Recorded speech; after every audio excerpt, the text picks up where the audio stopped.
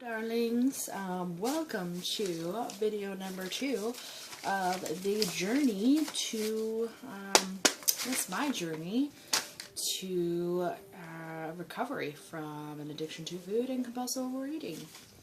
So, tonight, I would like to start talking about some of the facts about the eating disorders, and I would like to offer some information that may help you identify your eating disorder, and if you've already identified your eating disorder, possibly help you cope or find tools to heal from your eating disorder. So, first off, I want to start with thank you for watching this. If you have taken the time out of your day to listen to me talk, that's very kind of you. Second of all, let's get started. So, I have some information, some research that I did.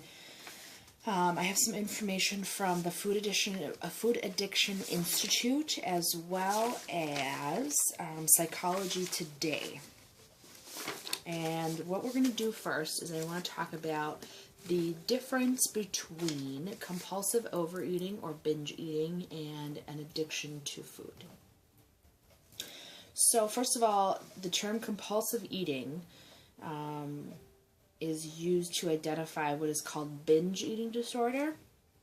And the psychological disorder derives from unresolved trauma, family dysfunction, or just a lack of cognitive, feeling, and behavioral skills to deal with difficult situations or emotions. So to elaborate on that, if you have family dysfunction, or if you have a history of trauma, or PTSD, there's a whole gambit of things that could cause stress and anxiety, or also along with PTSD and a traumatic history or trauma in my life. I also lack the behavioral skills to deal with stressful situations and difficult emotions in a healthy and constructive manner. So, that is, in a nutshell, compulsive eating, and that's where psychologists believe it derives from. And the difference between compulsive overeating and an addiction to food, the food addiction refers to a biochemical dependency on food. And what I mean by that is a person can relate to specific foods, or they relate to food in general differently than normal people. So people without an addiction to food, people who do not overeat, the way they relate to food and the way that you and I relate to food are very different. Food addicts will experience physical withdrawals and cravings, mental obsession, and it's a distortion of basic instincts and will. So, an example of a binge eat. I will give you personal experience. So last week, maybe the week before, I was on a binge for a few days that was pretty bad. And there was a day in particular, this was the worst binge I think I've ever been on. I was binging so much, and I was eating so much that I was in physical pain. My stomach was like rejecting it, my body was rejecting this, telling me you have to stop. But my compulsion and, my compulsive overeating kicked in and was like, nope, you're not going to stop. You're not going to stop until this is satisfied. And then the addiction to food was very specific foods that are high in carbohydrates and sugar. So I was binging so much and I ate so much that day that I actually had a bottle of Tums with me, and I was eating Tums between eating other foods, so I was eating like a plate of nachos, and then, my stomach was hurting and I was getting heartburn, so I had to eat some Tums, wait a little bit, wait for the Tums to kick in, wait for my stomach to settle a little bit, and then I would push down more food. That is binge eating. That is compulsive overeating, and you could be using compulsive overeating and binge eating to avoid psychological issues, to avoid dealing with trauma, to avoid dealing with family, to avoid dealing with anything as simple as You've got a stack of bills that you really don't know what to do with and you're stressed out about it. And so you might binge eat to avoid that, or as a coping mechanism to help you feel better. And as you know, as any addict knows, it's a temporary fix. It doesn't last. It lasts in that moment and then it's gone. And that is why you compulsively overeat, is because you have the impulse, you have the compulsion to keep going, to help you deal, or to help you just kind of cover up whatever it is that you're dealing with. So that would be an example of compulsive overeating and binge eating. An example of food addiction. So food addiction, foods that I am addicted to specifically would be foods that are high in carbohydrates. Sugar isn't as much for me. Carbs are more my thing. So bread.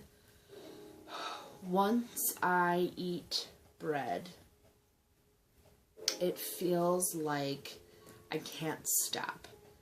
I keep eating it without thought. It keeps happening, and then once my body or my brain, my addiction decides that it's had enough, there's a sense of remorse and guilt and a sense of shame that sets in, and you realize that you really regret everything you just did. I mean, I've had times where I would just like eat entire loaf of bread because it's so good. I mean, like literally, one of those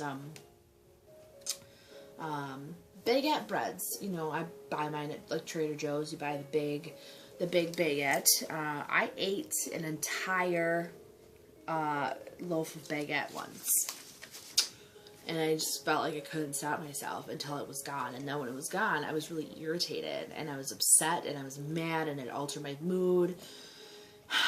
So those are just examples of binge eating and compulsive overeating and food addiction. So if you're experiencing any of those symptoms, I would love if you could just take a moment to think about it and go over that in your mind. And if you haven't already accepted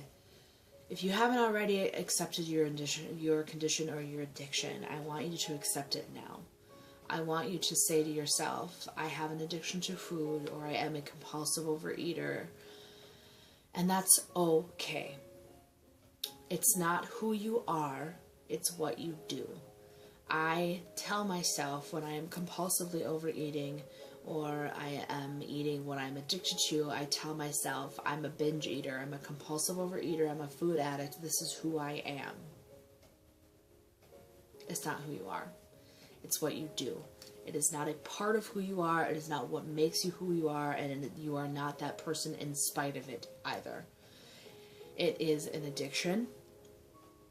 It is awful.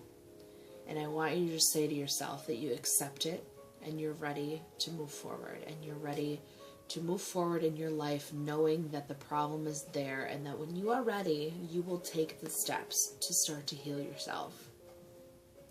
I know that it's really embarrassing and it's really shameful, and we're going to talk about some of the symptoms that you might be going through on that front that might help you identify a problem if you have one.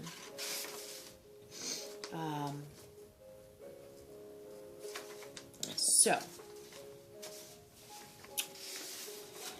people who compulsively overeat sometimes will isolate themselves from public gatherings because of their embarrassment and depression over the disorder. It may even lead to missed work in school. The ability to hide their habits becomes so good that often people closest to them don't even know they have the disorder. So if you find yourself manipulating people or time in your life to eat, to compulsively eat, to feed your habit, probably a compulsive overeater. Been there. I've done that. I don't even like eating just normal portions of food when it's meal time. I don't like eating with other people. I never have. I don't enjoy my food as much when I have to share that time with other people. Because I associate any kind of eating with my addiction, and even if I'm eating normal portions and eating a normal meal like a normal fucking person, I associate that with my addiction, and I don't want anybody to know that I'm addicted to it. I don't want anybody to know what's happening inside my head, and knowing that as I'm eating that food, I am thinking of how I'm going to stop myself because I'm in front of people, or how I'm going to control the urge to eat more. So if you're experiencing those symptoms, you might be a compulsive overeater. You probably are a compulsive overeater.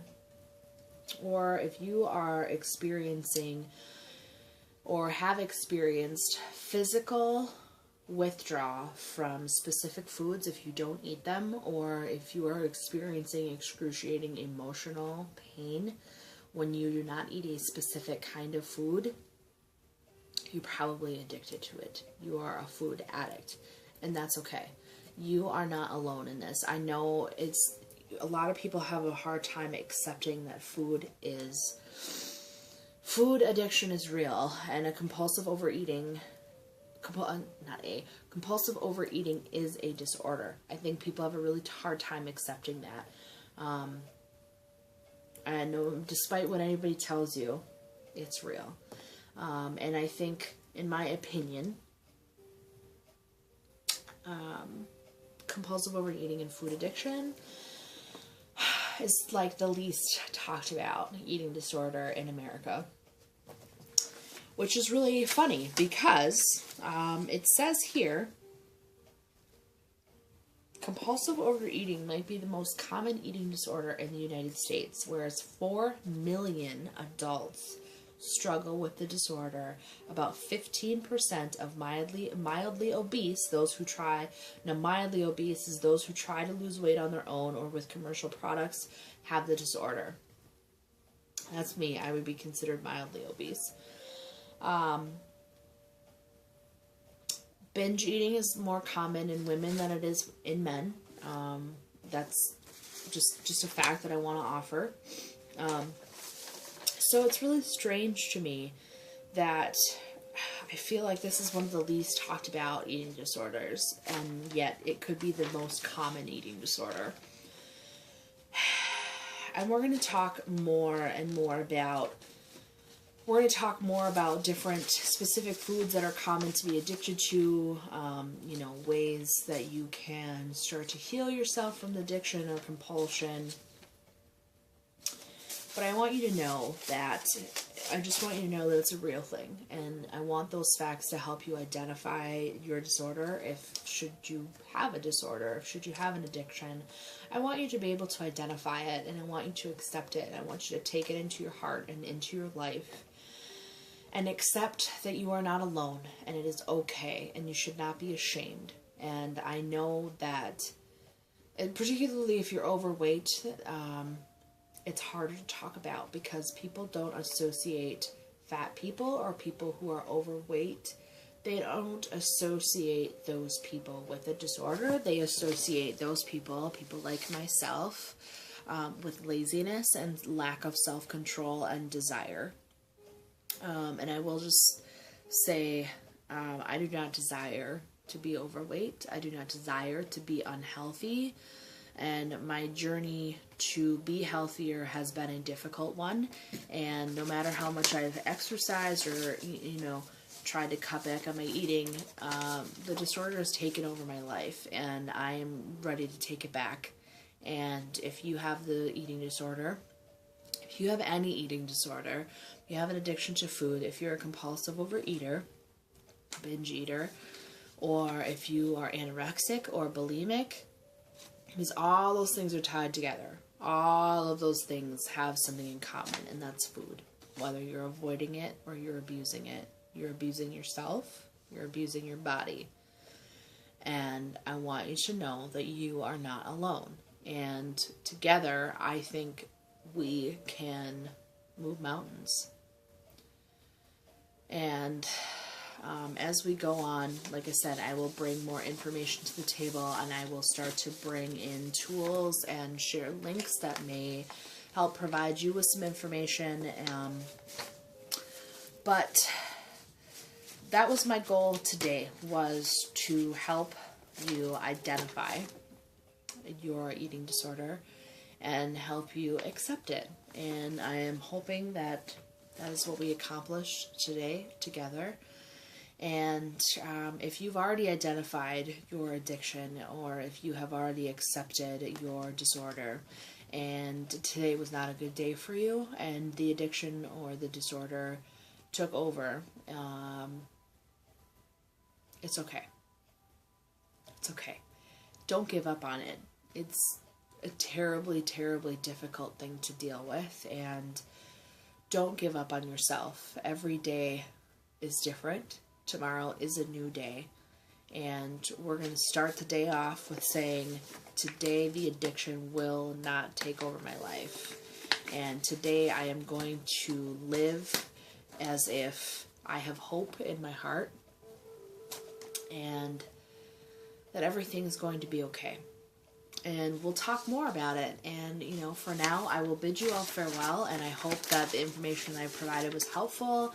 And thank you all so much for taking the time to listen to me blabber on. And we'll be seeing you soon.